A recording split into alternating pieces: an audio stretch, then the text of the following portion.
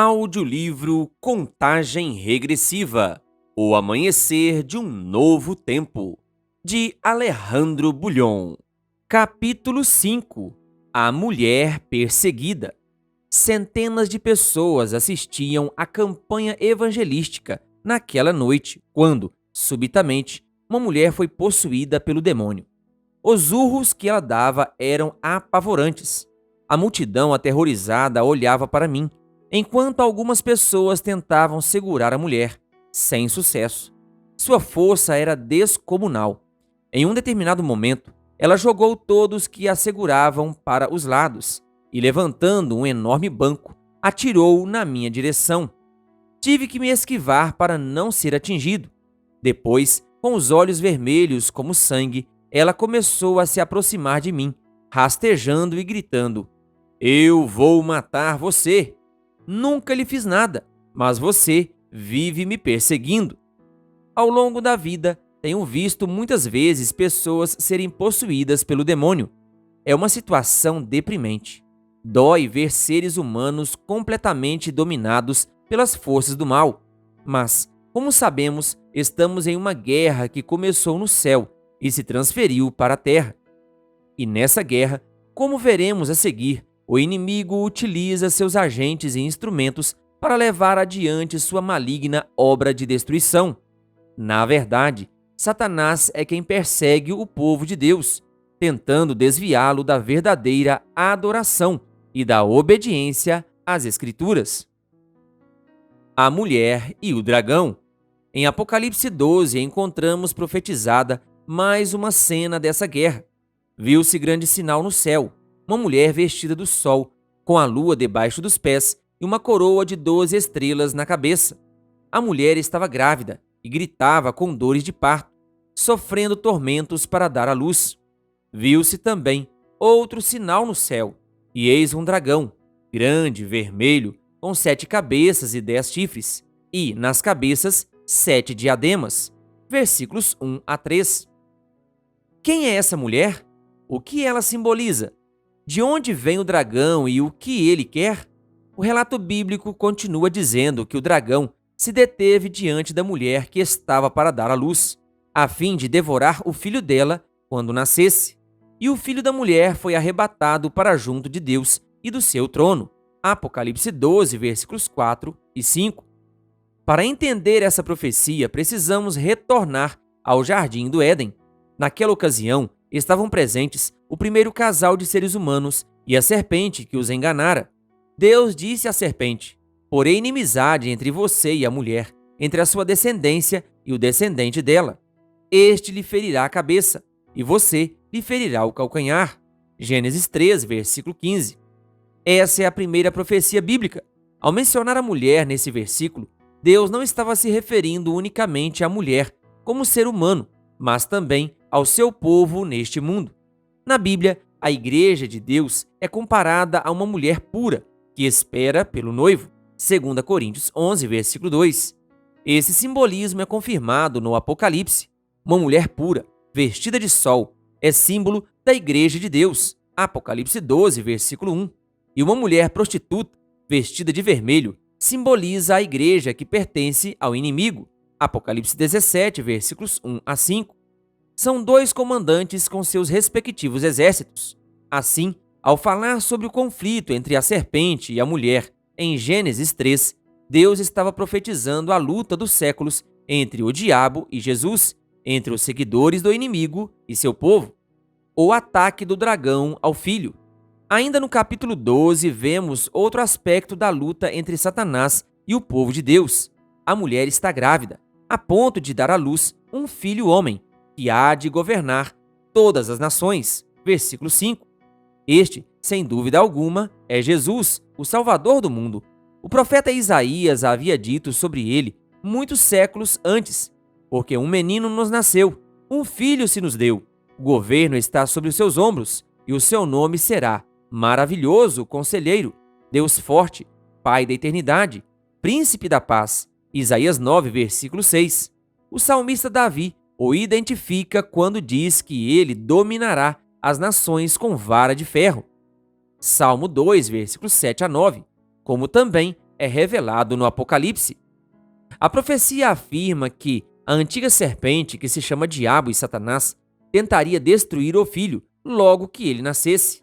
Não é preciso conhecer muito de história para saber que Herodes decretou a morte de todas as crianças judias na época do nascimento de Jesus.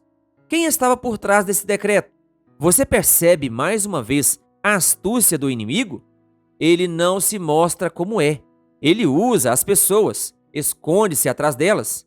Satanás as domina e as leva a cumprir seus propósitos escusos.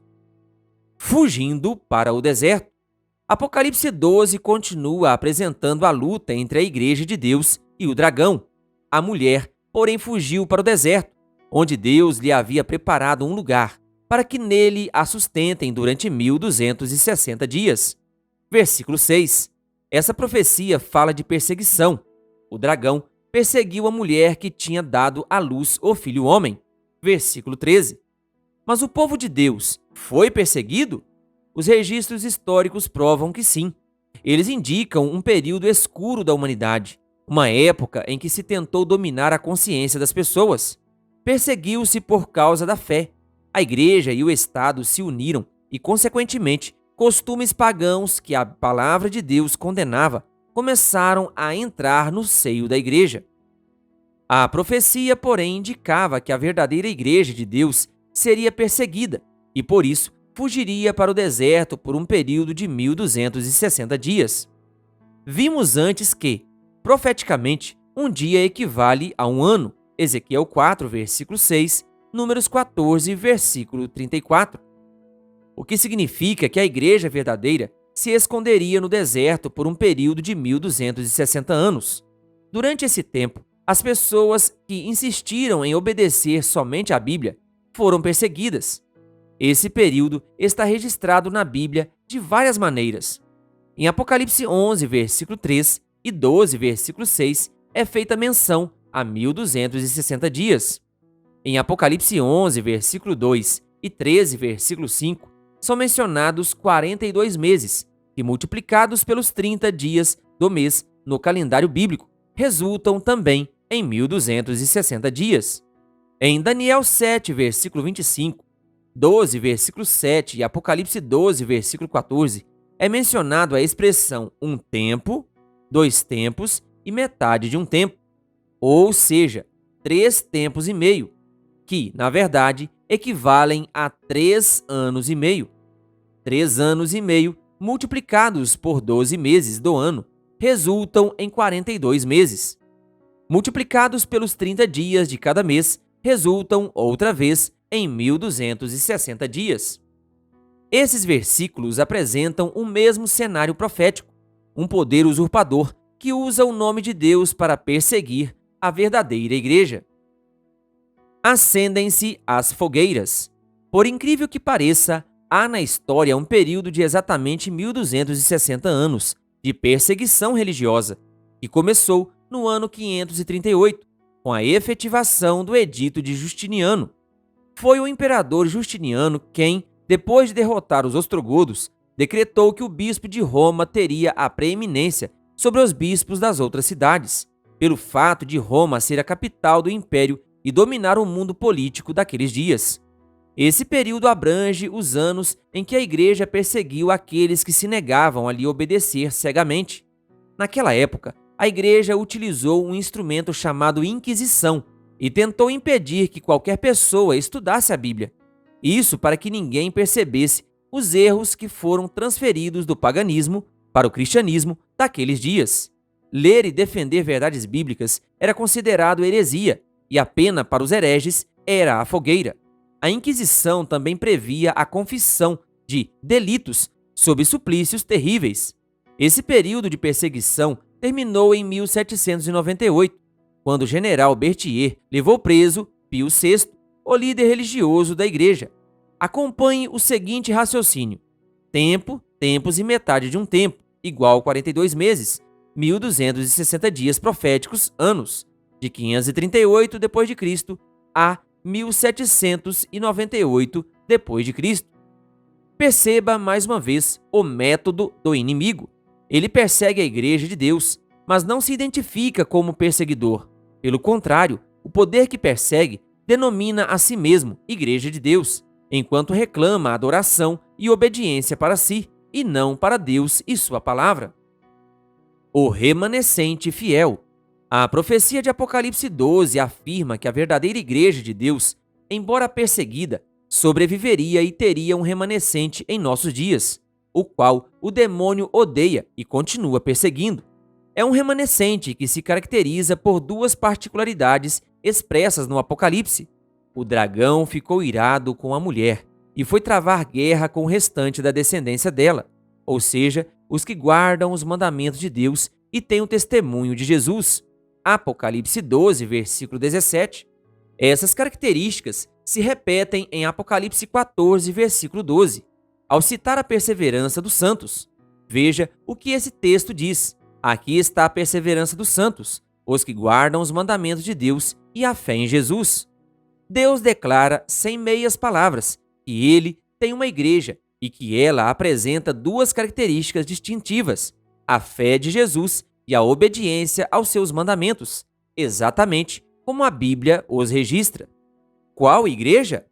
Características são importantes para identificar pessoas. Em certa ocasião, fui ao encontro de alguém que não conhecia.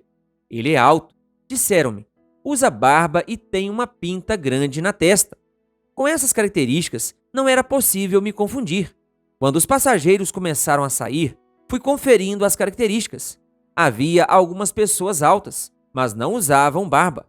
Outras usavam barba, mas não eram altas. Até que, finalmente, saiu o homem alto, de barba e com a pinta na testa.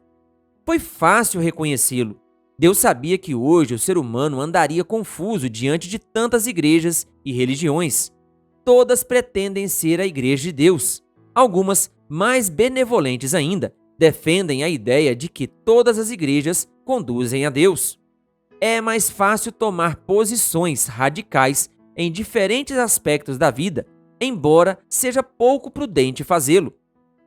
No entanto, quando se trata de vida ou morte e existe um inimigo que usará qualquer método para enganar o ser humano, vale a pena dar uma olhada no que o apóstolo Pedro escreveu.